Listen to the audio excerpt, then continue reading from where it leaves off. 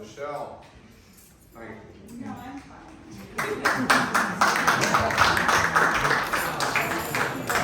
Thank you, and Stephen. Eddie, why don't you enlighten the congregation just a few moments about what this is?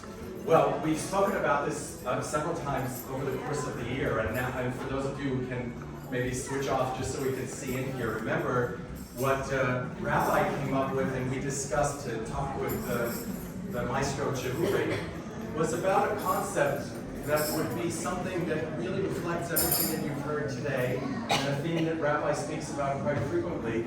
And if those of you will recall, you see that of the 36 of these fioris, of these beautiful, exquisite flowers, 12 of them are in the bottom part of the window, 12.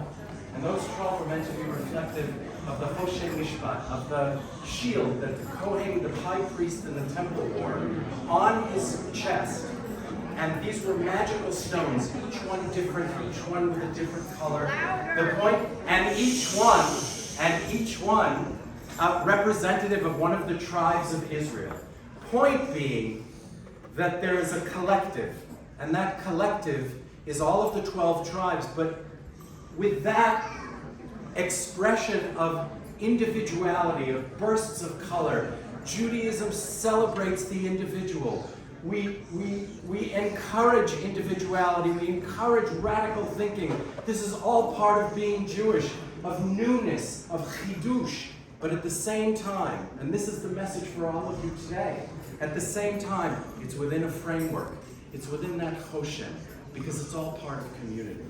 And so for those of you, all of you, as the rabbi, all of you spoke, and Rabbi, of course, as eloquently as always, about what a community can do and how important that is, and how we see the importance of community, particularly today in the United States and what's going on. And this place is a testament to that effort and to that success. And we thank you all for all of your support. Don't forget to say about the bells, Eddie, on the bottom of the garment.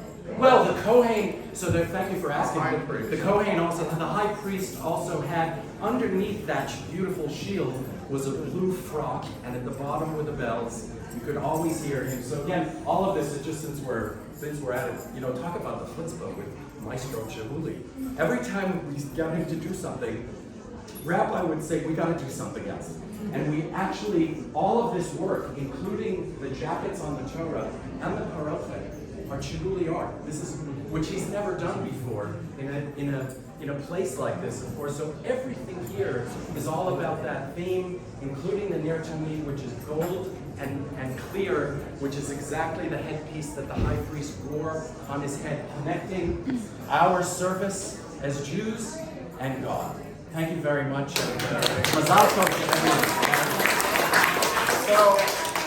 So just to conclude, before we proceed to the luncheon for all of those of you are invited guests, so you know where we are. The second floor of Jack's house is the Weinstein Pavilion. I'm looking at Jody. I'm looking at our trustee, Adam. Their children, magnanimous gift. We thank you for that. Right off the chapel, to your right, is the Jewish Children's Library, gifted by Jillian and Simon Salma Carroll. By Labor Day weekend, that will be filled with all the children's books. Next to the chapel, we have the music studio, a gift of Sandy and Stuart Kahn. Next to my cheerleading session. All right.